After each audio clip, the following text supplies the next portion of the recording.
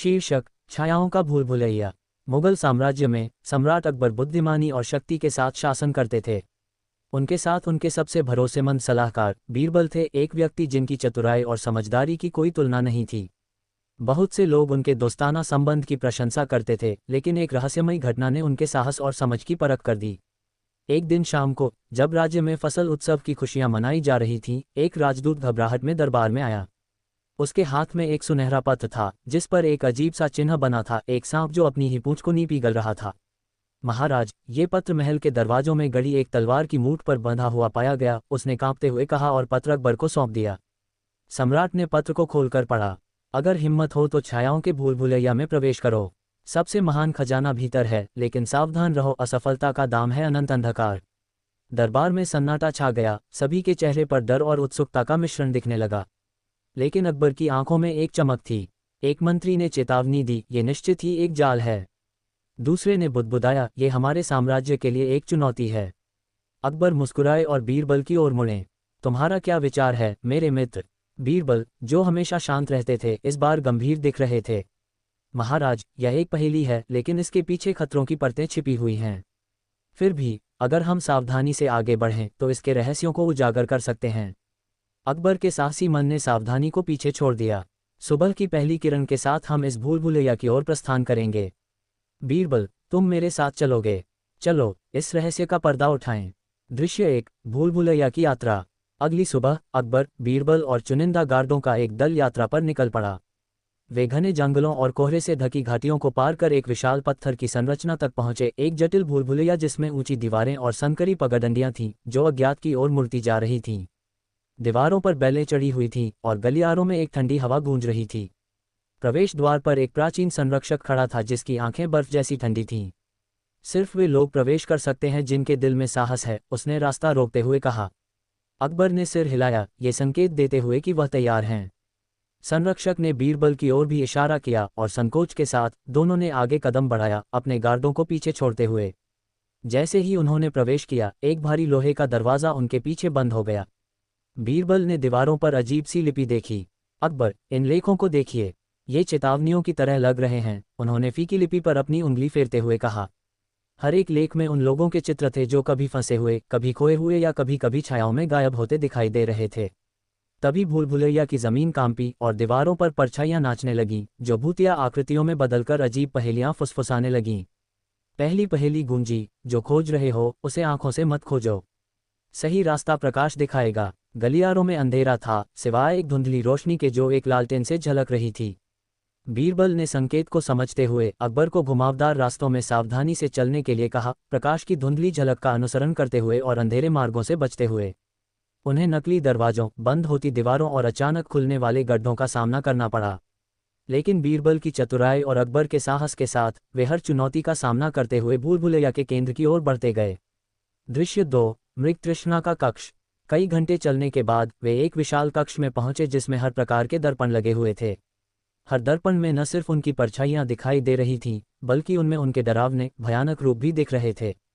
कुछ दर्पणों में वे फंसे हुए नजर आते थे, कुछ में जल्दी बूढ़े होते और कुछ में उनकी भयावह मौत का दृश्य दिख रहा था।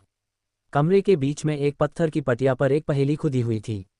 जो भाग्य तुम देखते हो उससे बचने के लिए तुम्हें अपनी सच्चाई चुननी होगी।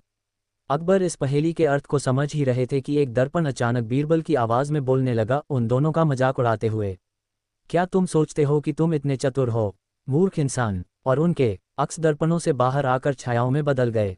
बीरबल ने धीरे से कहा, ये प्रतिबिंब मात्र मृग तृष्णा हैं, जो हमारे आत्मविश्वास को तोड़ने के लिए बनाए गए हैं। केवल हमारे असली रूप हमें बाहर ले जा सकते हैं। उन्होंने अकबर को बिना किसी विकृति के उनकी असली छवि दिखाने वाले दर्पण की ओर ध्यान केंद्रित करने के लिए कहा। जैसे ही वे दर्पण की ओर बढ़े, छायाएं उनके रास्ते में आ गईं। जब भी वे बचने की कोशिश करते, छायाएं और भयावह हो जातीं। बीरबल ने टूटी हुई दर्पण का एक टुकड़ा उठाया और उसे एक छाया की ओर फेंका। छाया पीछे हट गई और उसकी आकृति बिखरकर हवा में घुल गई। दर्पण के टुकड़ों का इस्तेमाल करो, यही हमारा एकमात्र बचाव है। बीरबल ने आवाज लगाई। दर्पण के टुकड़ों से लैस उन्होंने नकली छवियों को हटाते हुए असली दर्पण तक पहुंच बनाई। उसे छूते ही दर्पण गायब हो गया और एक छुपा हुआ रास्ता दिखाई दिया। थके हुए पर राहत की सांस लेते हुए वे आगे बढ़े। दृश्य 3, फुसफुसाहट की झील। यह मार्ग उन्हें एक भूमिगत झील तक ले गया जो घने धुंध में ढकी हुई थी। पानी बिल्कुल स्थिर था और उसकी गहराई से हल्की फुसफुसाहटें उठ रही थीं, उनके अतीत की जानी पहचानी आवाज़ें। अकबर ने अपने पिता की आवाज़ सुनी, जबकि बीरबल ने अपने बचपन के एक मित्र की आवाज़ सुनी जिसे उन्होंने बहुत पहले खो दिया था। जैसे ही वे झील के किनारे पहुंचे, फुसफुसाहटें और तेज हो गईं, उन्हें पानी की ओर खींचने लगीं। झील में प्रवेश करो और वही पाओगे जिसे तुम वास्तव में खोज रहे हो, आवाज़ें एक सुर में गाने लगीं।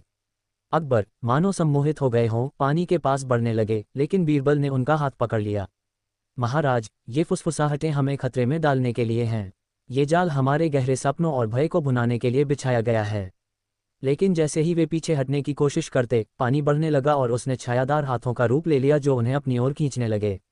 फुसफुसाहटें चीखों में बदल गईं, जो भय से भरी थीं। बीरबल ने झील के किनारे एक पत्थर पर एक और पहेली देखी। अतीत की प्रतिध्वनियों पर भरोसा मत करो, क्योंकि आगे का रास्ता तुम्हारे पास है। अकबर, बीरबल बोले, झील यादों से खिलती है। अगर हम वर्तमान पर ध्यान केंद्रित करें और फुसफुसाहटों को अनसुना करें तो ये परछाइयां अपनी पकड़। दृश्य 4, अंतिम परीक्षा, सत्य का कक्ष। झील के पार वे एक भव्य कक्ष में पहुंचे जहां सिर्फ एक मशाल जल रही थी। कमरे के बीच में रत्न जड़े एक संदूक रखा था और फर्श पर चमकते हुए कुछ शिलालेख बने हुए थे। जैसे ही अकबर संदूक की ओर बढ़े, मशाल की रोशनी मंद हो गई और अंधेरों से एक छायादार आकृति उभर आई। उसकी आवाज़ गहरी और भयानक थी। खजाने पर दावा करने के लिए तुम्हें एक अंतिम प्रश्न का उत्तर देना होगा, उसने कहा। लेकिन जान लो कि एक गलत उत्तर तुम्हें हमेशा के लिए यहाँ फंसा देगा। आकृति की छाया उनके चारों ओर सांप की तरह घूमने लगी। मुझे बताओ, ऐसा कौन सा खजाना है जिसे कोई देख नहीं सकता, लेकिन वह सभी संपत्तियों से अधिक मूल्यवान है? अकबर ने बीरबल की ओर देखा, उत्तर की उम्मीद में, परंतु बीरबल भी एक पल के लिए उलझ गए। उन्होंने पहले भी कई पहेलियों का सामना किया था, परंतु यह एक अलग ही प्रकार की चुनौती थी। छाया और करीब आ रही थी, उसका रूप उन पर हावी होता जा रहा था। थोड़ी देर बाद बीरबल ने धीरे से कहा, ऐसा खजाना जिसे कोई देख नहीं सकता लेकिन जिसकी कीमत अनमोल है।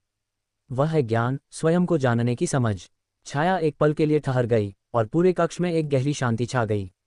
फिर मशाल की रोशनी तेज हो गई और छाया का रूप पिघलकर गायब हो गया और संदूक पर कोई पहरेदार नहीं रहा। जब उन्होंने संदूक खोला तो उसमें प्राचीन पांडुलिपियों और स्क्रॉल का खजाना था, जिसमें प्राचीन सभ्यताओं का छुपा हुआ ज्ञान था, सोने या रत्नों से कहीं अधिक मूल्यवान ज्ञान का भंडार। ये भूल भुलैया एक जाल नहीं, बल्कि एक परीक्षा थी, ये जानने के लिए कि वे भौतिक संपत्ति से ऊपर असली ज्ञान को महत्व देते हैं या नहीं। उपसंहार: अकबर और बीरबल भूल भुलैया से बाहर आए, हमेशा के लिए बदल गए थे। इस यात्रा ने उनकी बुद्धि, साहस और एक दूसरे के प्रति उनकी निष्ठा की परीक्षा ली थी। जो स्क्रॉल वे लेकर आए, उन्होंने अकबर के शासन को और भी अधिक समृद्ध किया, जिससे साम्राज्य में और अधिक प्रगति हुई। उनकी यात्रा का संदेश अकबर के दिल में गूंजता रहा, सबसे बड़ा खजाना सोने या रत्नों में नहीं, बल्कि उस ज्ञान में है जो आगे का रास्ता दिखाता है। और इस तरह अकबर और बीरबल की छायाओं के भूल भुलैया में हुई इस रोमांचक यात्रा की कहानी पूरे राज्य में प्रसिद्ध हो गई, जो ये याद दिलाती थी कि साहस और ज्ञान साथ मिलकर किसी भी अंधकार को जीत सकते हैं।